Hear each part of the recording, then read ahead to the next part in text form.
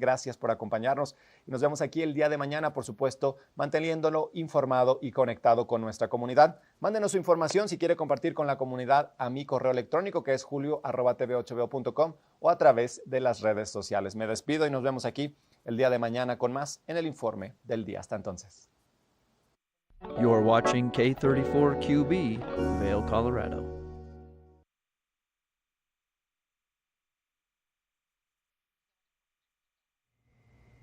Good morning, everybody, and happy Tuesday. It is TVA's Good Morning Vail. I am your host, Liz. We have some really interesting people that we're going to chat with for the next hour. We'll let you know what's going on with the weather and the snow reports and so much more. Get ready for your favorite morning show. TVA's Good Morning Vail starts right now. Get up, get ready to start your day. The mountains are calling you out to play. Come on, we'll make you feel right at home. Good morning, Vail. See what lies in store for you. There's so many things to see and do. Summer, winter, spring, or fall. Your home in the Rockies has it all. Get up, get ready to start your day. The coffee's brewing, you're on your way. The fun is waiting outside your door. Good morning, Vail.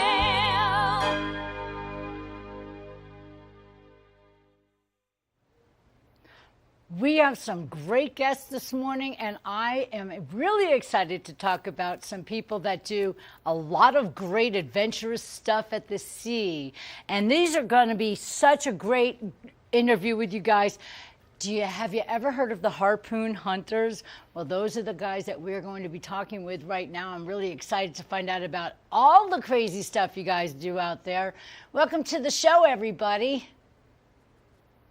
Thanks for having us.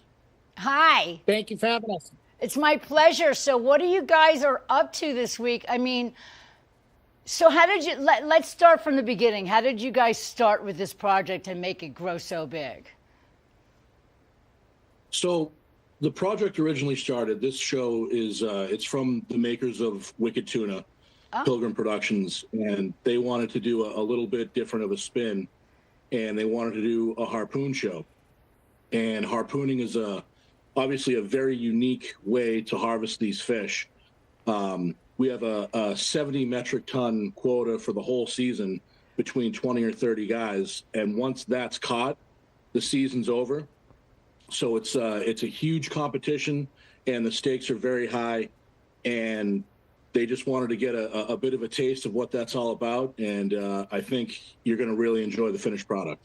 Well, this all takes place in beautiful Cape Cod, so I can't even imagine what the scenery is like and all of the other stuff. What kind of crazy issues do you guys run into? Do you ever have any dangerous situations?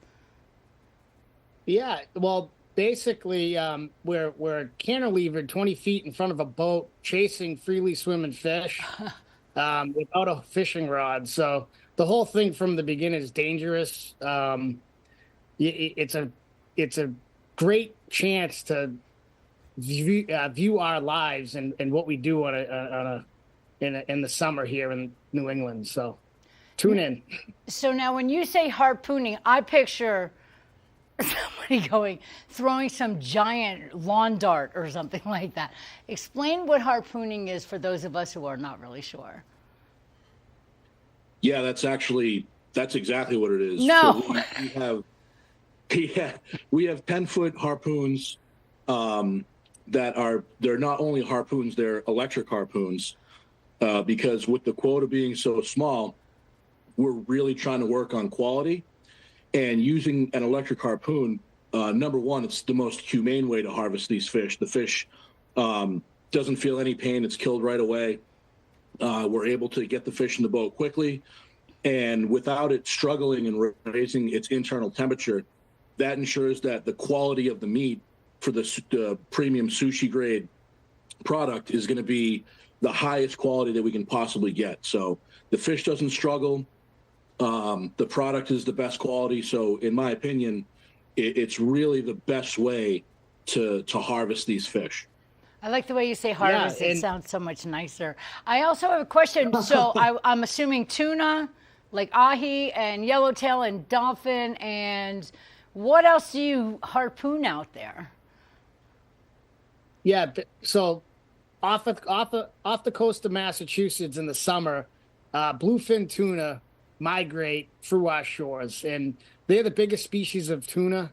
They grow up to 1,000 pounds. So wow, the fish we're chasing are I quote them as refrigerators. They're huge, and we smaller tuna are more offshore in the canyons.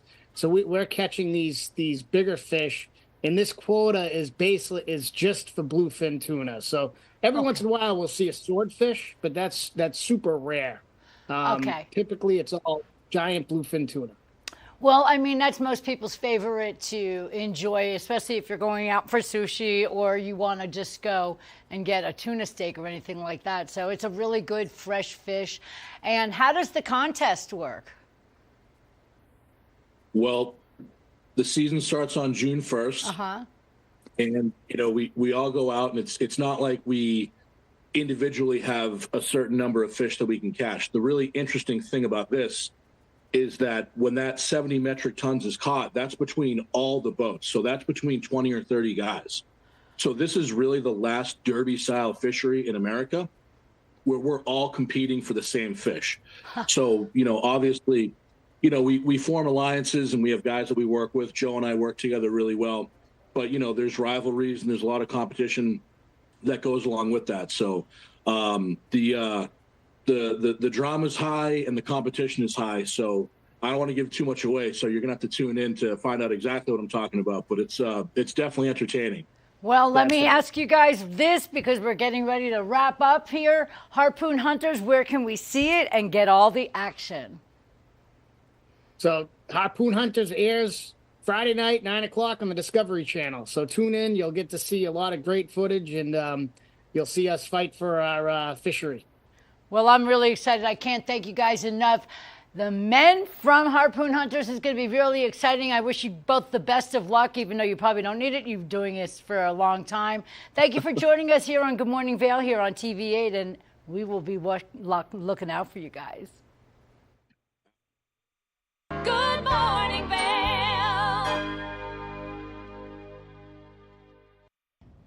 Did you know that all Eagle County residents and visitors can get a free Eagle Valley Library District card? All you need is a photo ID. You get our online databases and resources, free music, free streaming, all from wherever you have internet access. Free audiobooks and e-audiobooks straight to your phone. Go into your Eagle Valley Library District branch today and get your library card. Coming at you from around the world. The biggest names in sports, entertainment, and business. Here we go.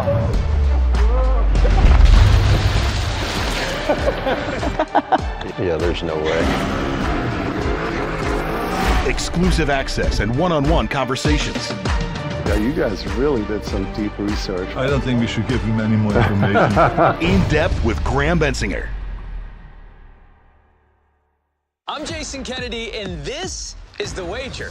Let's go, Wes! We've all heard about this pickleball craze. Celebrities are playing pickleball matches all the time, and they're challenging each other to these ridiculous bets. Now I'm bringing the cameras to their house with new celebrities and a new bet every week. Hell of a rally there. It's just real, genuine conversation. I got invited to Usher's birthday party. What am I doing here? And some pretty crazy antics.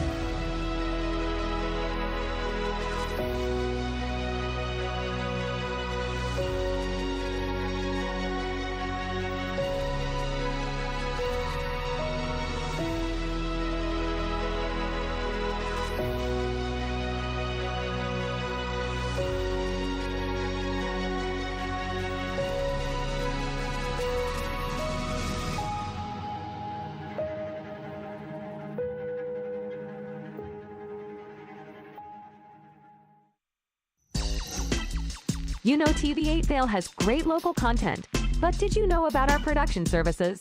Hire an expert to develop your website reel, commercials, live stream events, studio production, and more. If you can dream it, we can help you do it. TV8 delivers high-quality content in both English and Spanish. Contact us today to discuss your next project. Email Danielle at tv8vail.com or call 970-628-9881. Good morning, Vail.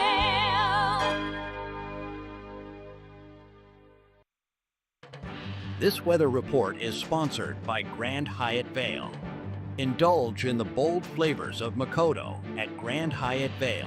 Make your reservations today.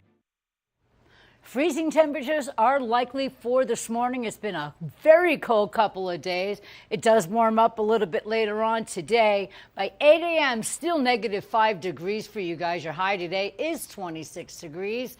And now we're going to take a look at the rest of the day. As soon as my little clicker starts to work, it's not working, you guys. Sorry. Hi. So I can tell you that it's going to be a fairly cloudy sky today. Sunny by 8 a.m. By noon, 19 degrees. Partly cloudy skies. The clouds roll through again at 4 p.m. with 24 degrees. By 8 p.m., 15 degrees with cloudy skies. Taking a look right now at the I-70 corridors, 42 degrees in Denver, 26 degrees in Vail, 26 in Eagle, and 27 degrees in Avon. Partly cloudy skies throughout the entire day. Low tonight is only 8 degrees, cloudy skies. Your sun will set today at 5:13 p.m., getting a little bit later as we go on. And we're going to take a look at the rest of the week to see what the week will bring you for weather. Tomorrow, we do have a 50% chance of snow showers. In the evening, 17 degrees is your high and only 2 degrees is your low. By Thursday, 25% chance of precipitation. Cloudy skies, 19 for your high, 4 for your low. By Friday, we have a 30% chance of snow showers, partly cloudy skies, 31 degrees for your high, 18 degrees for your low. And then when we take a look over at Saturday, we have a 40% chance of precipitation with cloudy skies, 29 degrees for your high, 12 degrees for your low, partly cloudy on Sunday, 29 for your high, and 7 degrees for your low. Now let's take a look at your snow report over in Beaver Creek. 24 lists are open, 170 trails are available to you guys. 97% of that terrain is open. Now your lift hours in Beaver Creek are from 8:30 till 4 p.m. We've had 1 inch in the last 24 hours, 2 inches in the last 48. Your season total of inches is 138, and your base depth today at Beaver Creek is 45 inches. Over in Vail Mountain, we have 29 lifts available. That's 274 trails, giving you pretty much almost 100% at 98% of the terrain is available to you guys on Vail Mountain, and the lift hours are 8:30 until 3:30 p.m. 3 inches in the last 48 hours, giving us 162 season total of inches, and your base depth today in Vail is 53 inches. That's a look at your weather and your snow. We'll be right back with more TV8 Vail right after this. Lens of the Day is brought to you by Eyepieces of Vail and Goggle Bar. It's time for Lens of the Day, sponsored by Eyepieces of Vail. Eyepieces of Vail has locations in Basalt, Snowmass, Vail, Lions Head, Beaver Creek, and Edwards for all of your eyewear, and in this case, helmet needs. Today we're going to talk about the Smith Nexus. Now, there's been a lot of new technology that has taken place in some of these helmets. This is no exception to that. The helmet has 22 different vents, so it offers, a lot of comfort, whether the temperature you're skiing in is cold or a little bit warmer. So all throughout the season, this helmet is a perfect option for you.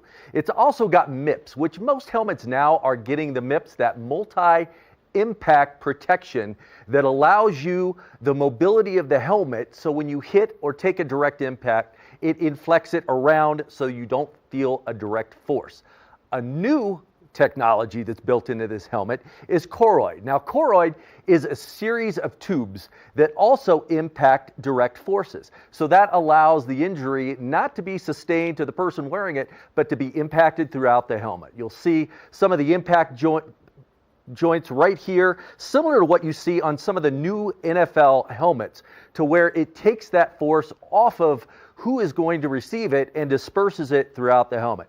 What a great product this is, and it's so durable. This is something that is going to last season after season. So Smith has great technology. The Choroid is something new that they're building in the helmets.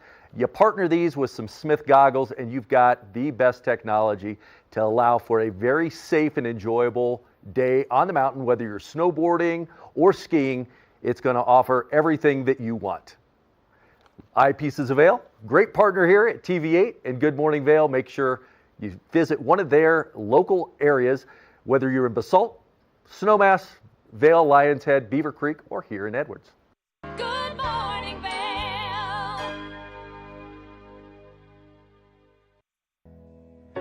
Join us on board the Leadville Railroad Winter Express.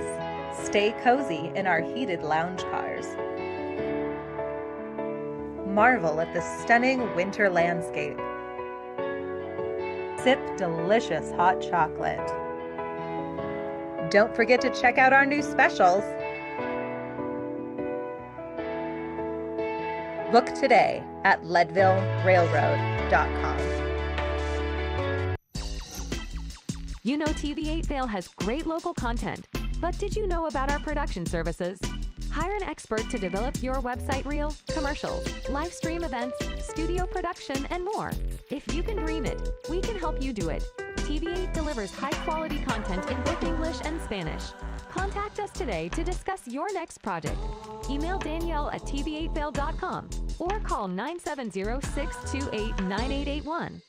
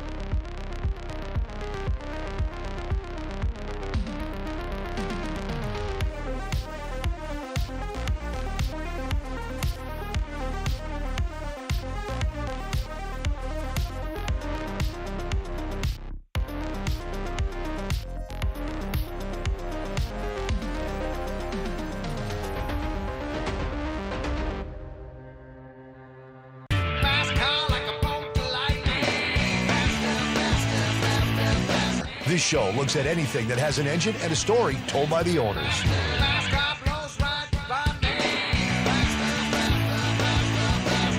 This is a scooter. Have you had it the whole time? I have not. It's actually the third time I've owned the car. Sell, regret, sell, regret.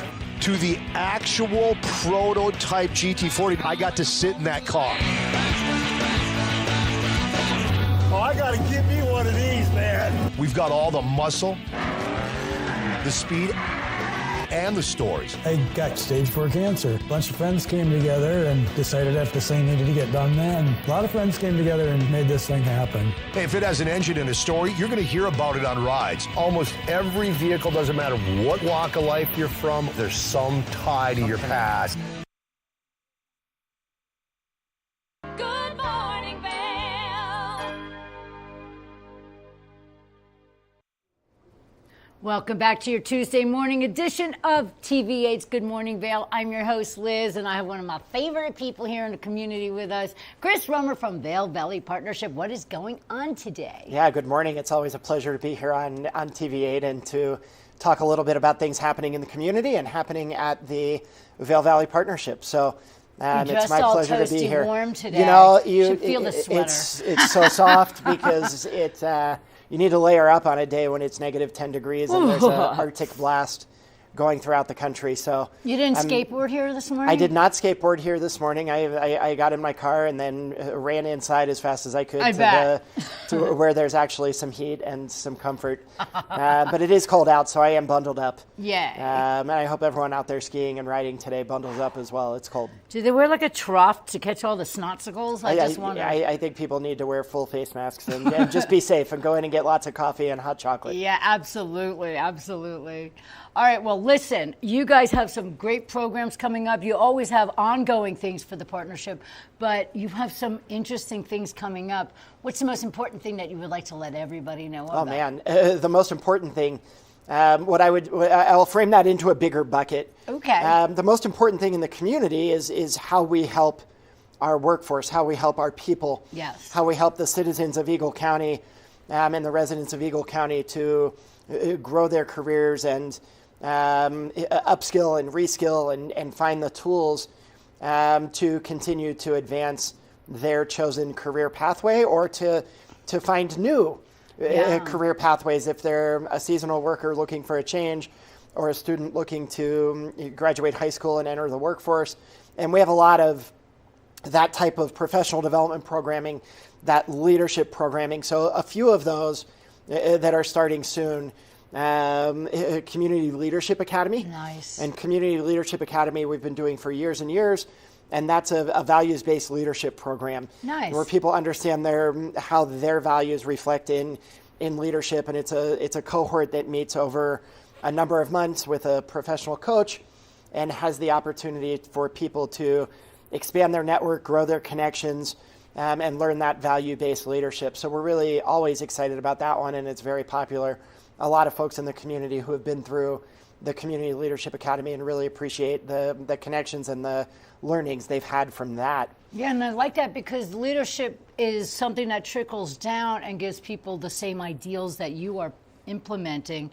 And if it's done the right way, then it all goes into a positive format into other people's minds. Yeah, and the nice thing about leadership is that it's not a job title. Yeah. Right? It's a skill that needs to be reinforced and developed, and something that's internal, okay, right? And so how do you help identify your internal values and how that relates to your leadership within your family, within your workplace, within your community? I like that. So that's a neat one that we're really excited about. And we have a few others that are maybe a little bit more skills based. Okay.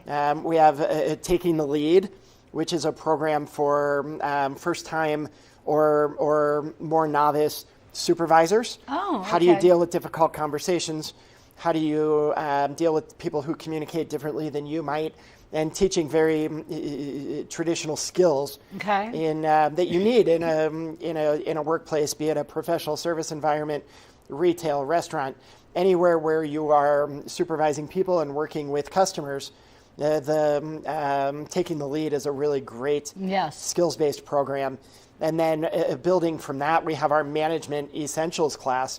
And the Management Essentials, again, is that next level of continuing to grow those skills and enhance those skills and have those opportunities to learn how to manage a business, how to manage people, how to work with customers, how to deal with those inherent conflicts that come in a customer service environment. So we're really excited about all those programs.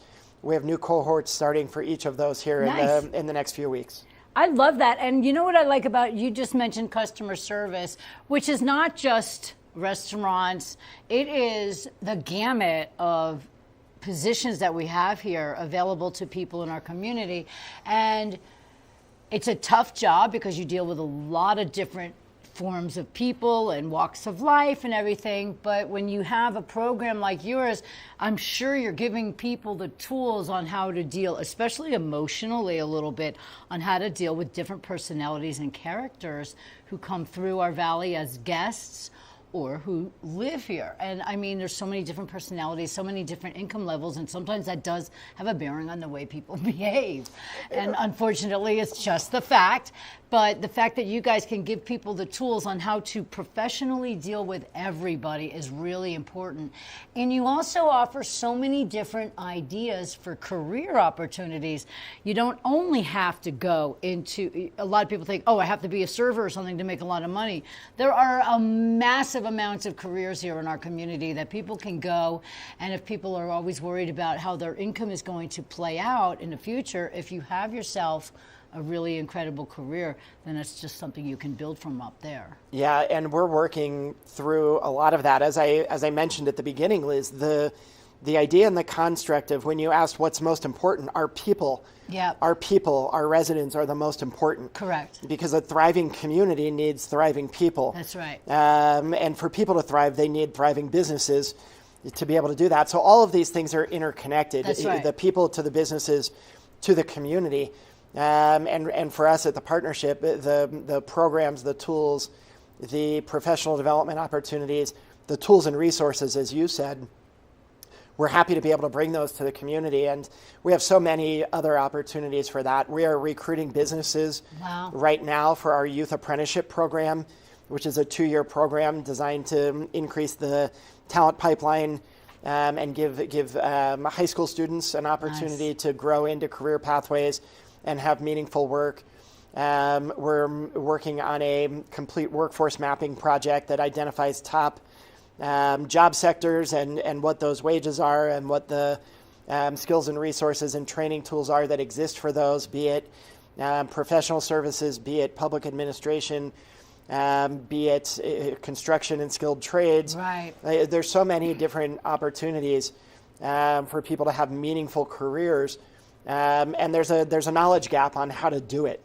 So we're trying to fill some of those blanks and at the core help people make deep connections with others in the community through our Leads Group programs, and we have spots open in our Leads Group and some of the different things that we do designed to help build people, bring people together. The Leads Group is a group that meets monthly, dedicated to one person per industry, and they get together and they do exactly what it sounds like. They share business leads, so you have different people in different sectors.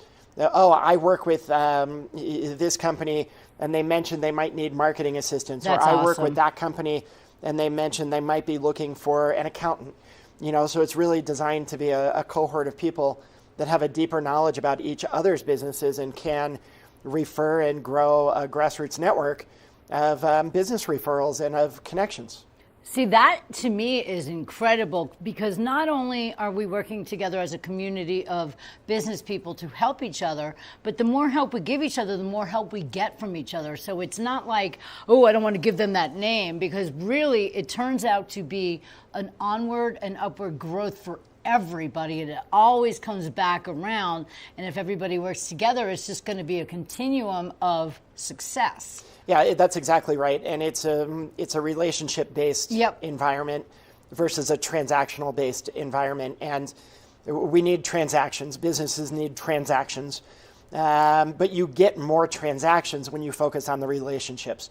Yes. When you focus on the relationships with your employees, the relationships with your guests, the relationships with your community, that leads to more transactions. If you're solely transactional and everything's about the transaction, you lose the focus on the relationship, and you'll inherently have less transactions. It's a cold way to be. It's a cold way to be, and it's not inherent and authentic to the DNA of what Eagle County is about and what this community is about, which is the strength of Eagle County is our collaboration, is our commitment to each other, is working together.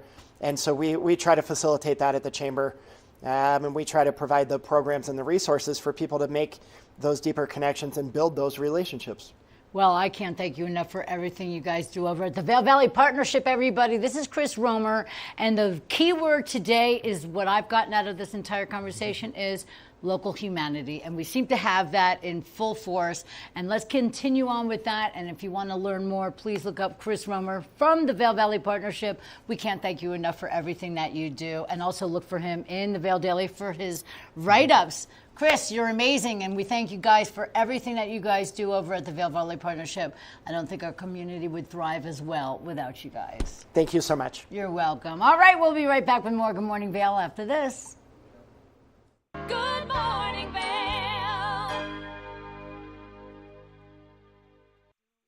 Hello, my name is Jeffrey Morgan. I'm with Ron Byrne and Associates, and today I'd like to welcome you to Mine House and Mi Casa, a premier bed and breakfast right here at the base of Beaver Creek Mountain. Let's go inside.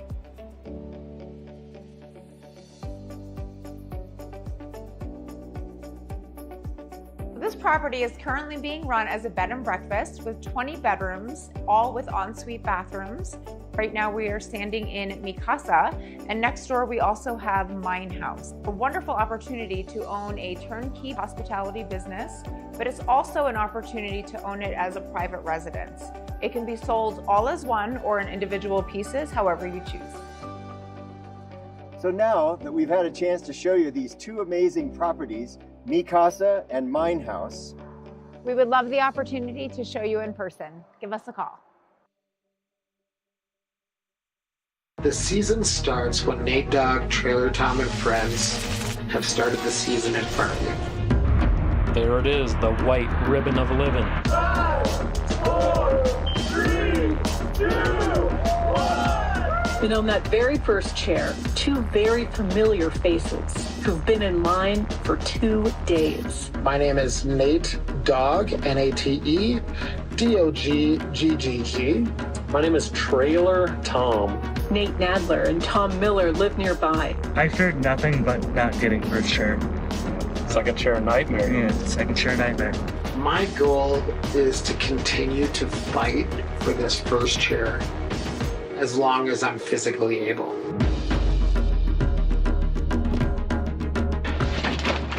First chair coming at us one more year.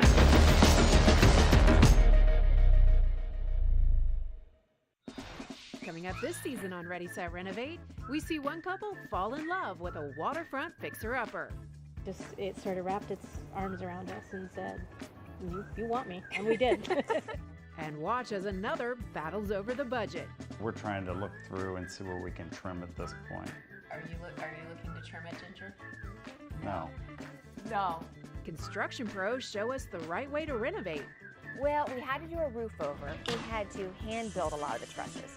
As we're putting the thin set down, the self-leveler has a little clip that clips up underneath the edge of the tile.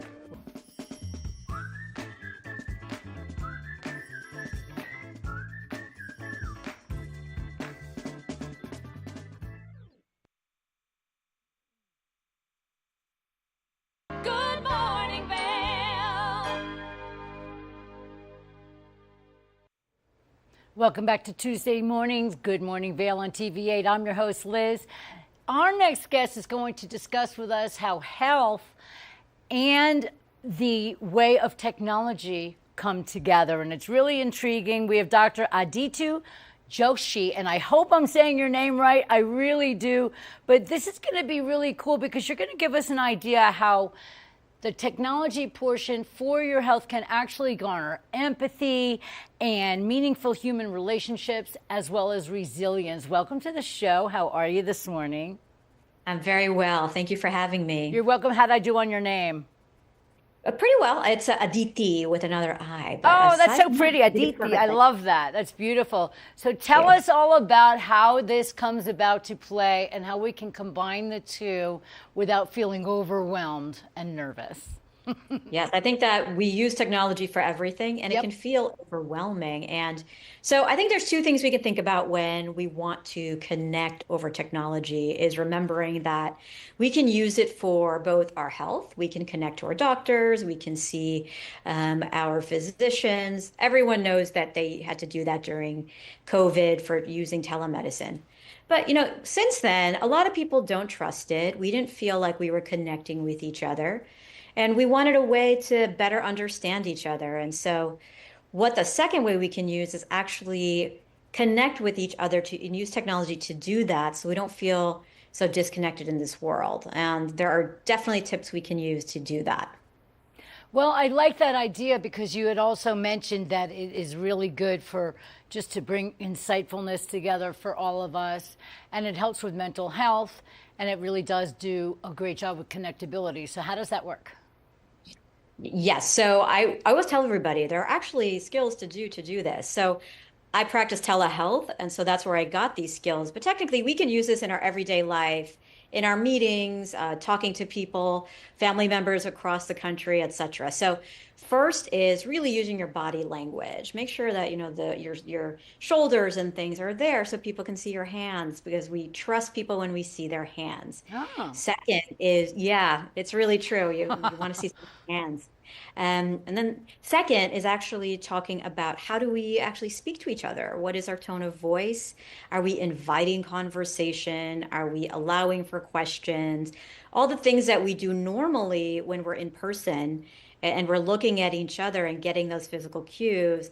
You got to think about it a little bit more when you're doing it virtually.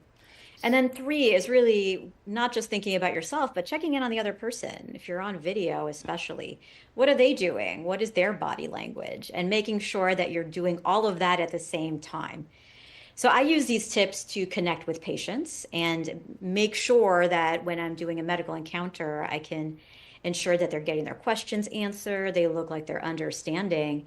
But I love this because more and more we all feel disconnected from each other, and we can use these tips to connect when we're doing and using these remote devices. I love it. And that's where I was reading that you could probably call this digital empathy a little bit, because you're giving yourself and the person you are interacting with the opportunity to check in on each other. And it goes both ways, which is kind of nice. They see you and they see you being warm and approachable. So it's not really overwhelming just because they're looking at you through a screen as opposed to not in person. And it makes a big difference as opposed to just connecting through typing, because people always misconstrue a lot of things that are just written down. But when it's on the telehealth type of thing, you can see each other and you can appreciate each other a little bit more. Yes, exactly. Well, and I think I'm sorry, go ahead. I was going to say, the funny thing about digital empathy, we used to call it webside manner, which is a play on bedside manner. But we realized that really wasn't as all-encompassing. So now it's called digital empathy. Well, I think it's a wonderful word, and it makes a lot of sense. Now, a lot of people get burnt out because they're constantly doing technological things. They're always on the computer. Like you said, you're doing a lot of telehealth and stuff. What are some practical, suggestions for people to not get burnt out doing so many things on the internet or on the computer or anything else like Zooming and everything else? Absolutely great question. We are seeing this more and more. I would say that the answer is going to be a little bit boring, but it's going to be very disciplined. So here's what I do. I will make sure that I take at some time during the hour, I'll just get up and stand up even for 10 seconds, do a circle around the room. Just get your body moving. It pulls your brain out of what you were doing and it gives it a little bit of a break. And then 2, I actually limit how much I'm on social media a day. I have a tracker on my phone and I make sure not to do it. Well, I kind of like that because that'll keep your emotional intelligence at bay as well, because I just think that too much of anything can overwhelm you, and then you go down the rabbit hole, and then you find yourself reading things from people you don't even know because you've connected into one little subject, and then it just takes you all over the place. So what are your recommendations for keeping focused and using this all to the best of our ability? Technology in general, I will say, make sure that you're very clear on what you're using it for. So I'll look at my day in the morning. I'll take a minute and say, okay, I have to do these meetings. I have to connect with these people. So I make sure that I know exactly when I'm going to be on technology so I can prepare for it and make sure that I have things to do that are outside technology mixed in. And then second, when I'm actually on there, I want to make sure that I know I am doing and getting through that meeting and using technology to its best ability, whether that's really connecting with the person, asking them a personal question, making it feel more like an office environment that you're used to, so you have that ability to connect. that little thing has changed how my meetings run, how I see patients, and then also just how I feel after using technology. That's impressive, and I love that idea. Just getting a little bit of movement and getting back down to what you are doing is important. And I have a final question for you. How do you feel that this technological advancement can help people's mental health? So we can use this for mental health, for telehealth. So we already talked about that. Yeah. We can talk about that. You can connect. But I also think that there's two other advantages. Is the first is really we can connect with people in different manners. We can create actual community centers that are remote. You can connect with people in different places. So that's one, just that increasing the community. And then two, once you find that, is taking that a step further and saying, okay, well, how do I be less lonely? How do I connect with people who either are similar to me or they can actually share things with me that are important? Everybody is unique, but you will find someone who can connect with you if you're out there. And I think technology takes away that geographical barrier to that. You just have to basically find your people that you feel you can connect with. See, I think that's wonderful, and some people do get overwhelmed with technology, but with the useful tools and the easy way that people can be navigated through it these days, it really is a promising and positive thing that we have, considering that a lot of times, it might have been just since COVID that we did a lot of the telehealth things and stuff like that, but it's managed to maintain because I feel like it does give people a really great connection. I feel very connected with you right now, and I'm not sitting next to you, but I feel your energy. Your smile is just absolutely beautiful, and you're full with information, and you make me feel comfortable. So I don't see why this wouldn't be a great connectability situation for many people, especially if they can't leave home or something like that. Absolutely. Yeah. Yes, Well, and there are a lot of people who can't. So thank you. Thank you for that compliment. oh, you're very welcome. Is there any way that people can reach you so they can get some more information? Yes, you can find me on LinkedIn under my full name, and then also on Instagram under Dr. Aditi U. Joshi. Aditi U. Joshi. I love your name. It's very it's intriguing, and you're a very inspiring woman, and we can't thank you enough for being with us this morning, Doctor, and I wish you a very happy new year and full success along the way. Happy New Year. Thank you for having me. It's my pleasure. That is a very intriguing, interesting conversation, you guys. Telehealth, mental health, and of course, taking care of ourselves through technology. It's all worth it, everyone. So we are Good Morning Vail on TV8. I'm Liz. We'll be right back after this. Good morning, Vail.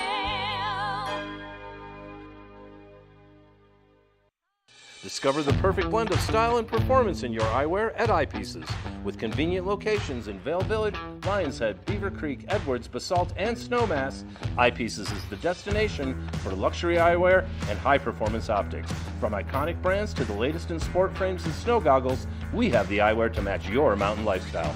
Plus, we offer prescription lens services, including eye exams, custom lenses, and prescription goggles for your mountain adventures. Visit us today to experience the art of vision. Eyepieces, serving the Vail Valley's vision needs for over 40 years. It's time for the best coverage of the top stories in sports. The Sports Wrap with Jason Page starts now. How do you make Anthony Edwards the face of your franchise if you're the Minnesota Timberwolves? We'll get into that. And we say hello to our good friend Matt Verderam, who hangs out with us from SI.com. They're NFL insider, one of them. Is hanging out with us on the program today. Did you see Caitlin Clark last night? She put up a 40-burger, hits the game-winning three as time expires. Let's turn our attention to the Denver Broncos, one of the NFL's most dysfunctional situations. The Sports Wrap with Jason Page.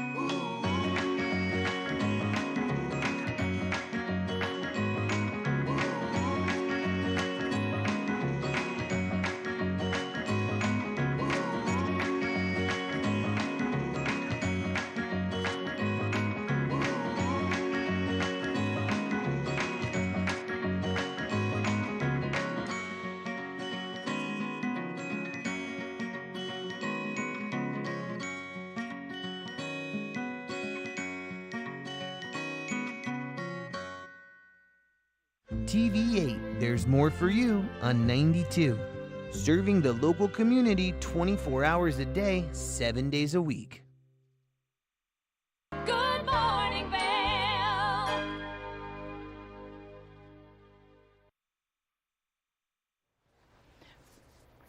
Welcome back to the show, everybody. I'm your host, Liz. It is Tuesday morning, and I have somebody very special with me today. Brandon Blewett. And that's his name. He did not blow anything. This is so cool. Actually, you didn't blow it. You wrote an amazing book here. And the idea of the title of this book makes me crack up. Because first of all, I'll tell everybody what the book is all about. It is how to avoid strangers on airplanes. Let me tell you something. I will bury my face, my body. I don't like to deal with people on the airplane. And I feel like I'm very unsociable because I will get in there and I will curl myself up, cover my body, and not look or talk to anybody. Well, now you can just hold this book open. Oh. And look, the title, the cover itself does the work for you. Well, I don't know you. Right. This is amazing. So before we get into the book, what made you write something like this? So for 15 years, I have traveled every single week for work, and it seemed that there was a lot of joint frustrations in the whole air travel process that I thought, why not take a humorous look at it and find ways to apply it to other parts of our personal lives? No, I love that, and I love the fact that there's a humorous point to this book. It's very sarcastic. It is. Yes, I love that. I love sarcasm. I love humor, and so this sounds like it's perfect for me. It's the survival guide for the frequent business traveler. Now, I know a lot of business travelers are going to be excited about this, but I think anybody who travels will also get pointers, even if they're just going on a trip. Oh, yes, and one of the fun parts of writing the book was that a lot of the habits, I center it on the 6 habits of highly annoying travelers. So, think Flip Covey's, 7 highly successful people on its head. Yes. And most of the habits are actually performed by frequent business travelers. So I think whether you go to the airport twice a year or twice a week, there's a lot in there that people will find cathartic to read. I have to say the most disturbing thing that I've seen on an airplane was somebody clipping their toenails. It's funny that you mentioned that. God. On my Instagram, I put quotes up of weird things that I've heard people say on planes called "What Did They Say?" Oh. And someone asked me, "Do you mind?" As they had picked out, and I said yes, I do. I think that's something that can wait till you get to your hotel room. Right. Oh my God, that's probably. I mean, I gotta say, I was pretty disgusted. And let's see, another pet peeve of mine is people who don't.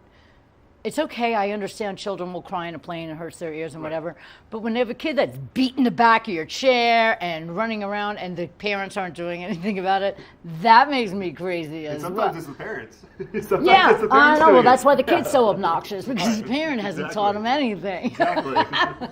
What's your most annoying person you've ever encountered on a plane? So it's funny, and there's actually, I ski Beaver Creek multiple times a year. Grew up skiing here, love it. I love the fact that Eagle is so close that I don't have to deal with Denver in the drive. Nice. But I will say this, and I'm sure a lot of your viewers have noticed that some of the passengers that fly through there, even if they're on a commercial flight, treat it as though it's private aircraft. Oh. And I've had several instances where someone thought that I needed to hear their quarterly earnings report on the plane, and they stayed on their phone. How obnoxious. From the time we checked in until the time the plane was about to take off, the flight attendants having to shush, be like, wow. "No, this isn't FAA." So things that invade on your personal space, whether it's noise or actual physical space, are the things that drive me the most crazy. The phone thing for me is crazy, even in the line of a supermarket. I don't want to hear about your daughter's, it's personal. Doctor's appointment or whatever. Yeah, it is personal. What is your favorite part about this book that you want people to really, really reach out and grab it? Well, I think beyond just the travel stories, which are funny and relatable, it was a lot of reflection on how my professional journey also mirrored air travel. There's delays, there's turbulence, there's times that you feel like your flight's canceled and it's not, and there's always another flight or there's always another path. So while it is really funny, it is sarcastic. It's even self-deprecating on my own journey, which I think people like to read. People really enjoy that. Right. Because it makes you human, and it makes you not think you're like all that. Right. Yeah. And I think there's so many books that are career-driven self-help that this is the absolute blueprint, and this is more, hey, some crazy things are going to happen. Here's how you dodge, the backpacks in the aisleway and avoid all the crazy crowds along the way. Oh, I can't wait to open this and read it. So what's your favorite tip in this book? Don't give too much away, but give a little tip so people get an idea of what's going on inside these. Because it's not huge, so it would be a nice, quick, easy, happy read. I think the number one tip, and the reason that I was able to write this book without becoming an example in it myself, is always pack food or eat before you get to the airport. But not tacos. Right. No. Things that you can bring on board that aren't going to offend your neighbors. Right, like tuna sandwiches. Right, to stay full. I heard on another show, you're not yourself when you're hungry. And I think that because you get hangry, and I think that if people would pack snacks and find a way to stay a little bit full, you're a little less agitated. I agree with you. And a lot of the interactions that you see that go viral on social media may not happen. I agree with you, and also it's a lot less expensive to pack a small little snack at home than to go get a $30 bag of M&Ms. If you're lucky. If you're lucky. But I mean, my point is that you can bring something a little bit healthier, you can feel nourished, and you can always find something that's not going to really disturb, you're not going to bring a can of sardines. No kimchi. Oh, yeah, no. But people do that, and it's super bizarre. But I mean, also having a little respect for the other people that you're traveling with would help, but a lot of people don't really look at that. They're in their own little bubble and they're doing their own thing. I hear a lot of people say, I paid for the seat, and I think that instead of viewing it as ownership, think about when you rent an Airbnb. You can stay there for a bit of time, but it's not your house. Right? It's like driving. It's a privilege, not a right. Exactly. Yeah. So, I mean, I think a lot of people should really heed that. And, I mean, and like you said, it's a lot of business travelers because they're the most frequent travelers. So they might be the biggest offenders, it's fair. Which is okay. What do you personally do when you get on a plane and you want that tunnel vision? What do you do? I think the easiest thing to do to detract others from talking to you is to have in your headphones, have your laptop open, and look busy. Because then I think most people are not going to approach you. Correct. Because it looks like you are zoned in and doing something. Yeah. And you're also not being loud. If you're on your laptop, you're not on your phone having a conversation, so you're not disrupting them. But to me, that's the kind of the easy cue to give people like that. if you want to be left. Yeah, alone. no, I like that. I pretend to sleep. That's perfect. They looking at me, I'm like, I just close my eyes really fast. Get a little eye patch. Yeah. Well, I'm weird because I still worry about germs on a plane, so I wear those big glasses, and then I have my mask, and then I wear a hat. So nobody's going to want to talk to me because I look like a crazy person. No, but that's a good tactic. So when did you write this book? Because we're going to close soon, but I want everybody to be excited about getting, and where can we find this book as well? This is a great book. So you can find the book on Amazon, Barnes & Noble, Kobo. It's on iBooks. I'm looking to work with some local bookstores as well to get it plugged in. Okay. It's also available on my website, which is brandonblewitt.com. And I wrote it. We finished publishing and editing and all of that in December of last year. So it's quite recent. Yeah. That's amazing. And now you're not bragging, but I'm looking at your career path and it's doing good. You should talk on the phone while you're standing in line to get on the plane and talk about your assets right there. That's really cool. I can't thank you enough. Is this the first book you've ever written, Brandon? It is. It actually is. Well, guess what? Brandon didn't blow it. I can't thank you enough for being here with us. You guys definitely get on Amazon, and it's called How to Avoid Strangers on Planes. It's got levity, it's got lightness, and it's got some great tips. I can't thank you enough for being here with us, and I hope you have a wonderful winter here. And thanks for being on TV8. All right, thanks. All right, you guys got it. It's Brandon Blewett. How to Avoid Strangers on Airplanes. Get it at Amazon today, and we'll be right back with more TV8 here on Good Morning Vail. Good morning, Vail.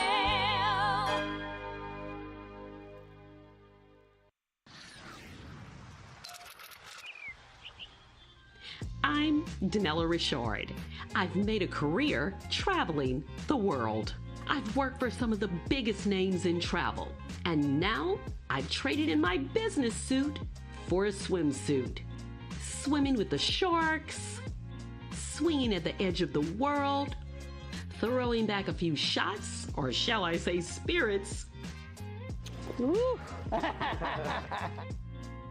Eating some of the best cuisine, and even making a few furry friends along the way. I invite you to come along with me and discover the world.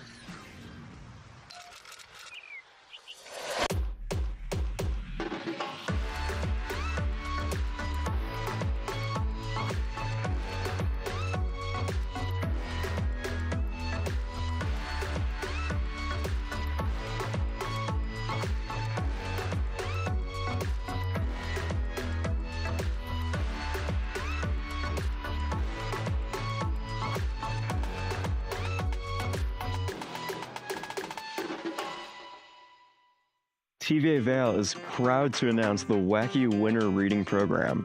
We're asking children of all ages, K and even the teenagers going up to 12th grade, read 10 books or 1,000 pages by April 30th, 2025. You can find all the details on our website, tva-vail.com. Thank you to our sponsor, the lovely Eagle Valley Library District, where you can go pick up your book and have a great time. Have a great winter from your friends at TVA Vail. Daily Flash. I'm Andrea Jackson. I'm Mitch English, welcoming you to Mitch English and Andrea Jackson have co-hosted together for over a decade. And now, only on Daily Flash, they serve up a fast, fun, fresh perspective on the day's trending news and entertainment. Daily Flash offers the latest in pop news, celebrity gossip, fashion, health, wellness, and even some unscripted, irreverent, who knows what's next fun. Daily Flash with Mitch English and Andrea Jackson. Trending news and entertainment. Good morning, Vail.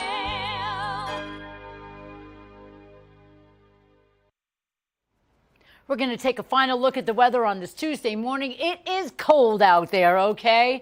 By 8 a.m., only -5 degrees. We will go up to 26 degrees, so that'll be a little bit warmer for you guys today. Winds are coming at us west-southwest, 5 to 10 miles per hour, which will make it feel a lot colder. 26 degrees in Eagle, 26 degrees in Vail. Over in Denver, it's a lot warmer at 42 degrees and 27 degrees in Avon. Tonight, your overnight low is 8 degrees. Your sun will set at 5:13 p.m. It's going to be a very cold night and a very cold day, but get out there and enjoy yourselves. Layer up and have yourselves a beautiful time. I want to thank all of our guests for being here. We learned a lot about great things this morning, the Vail Valley Partnership, and how to avoid strangers on a plane. It was really, really cool. Thank you to all of our guests that were here this morning, and we had a lovely doctor as well. Thanks for tuning in. It's TVA Good Morning Vail. Good morning, Vail. See what lies in store for you. There's so many things to see and do. Summer, winter, spring, or fall. Your home in the Rockies has it all. So get up, get ready to start your day. You're on your way. The fun is waiting outside your door. Good morning, Vail. I'm Amy Goodman.